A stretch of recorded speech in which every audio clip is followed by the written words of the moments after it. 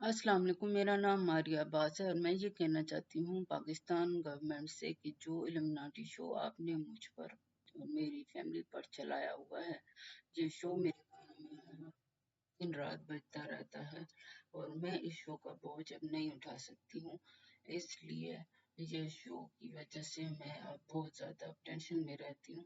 अब मुझे और मेरे फैमिली को अब आप बुलेट से मार दें, हमारे सीनों में बुलेट्स मार दें ताकि हम मर जाएं और इसके बाद हमारा नमाज जनाजा और हमारे वहशत कब्र पढ़ाकर हमें कब्र बनाकर दफना दें और इसका खर्चा हमारी जायदाद के पैसों से ले लें। ये आप करा दें प्लीज़।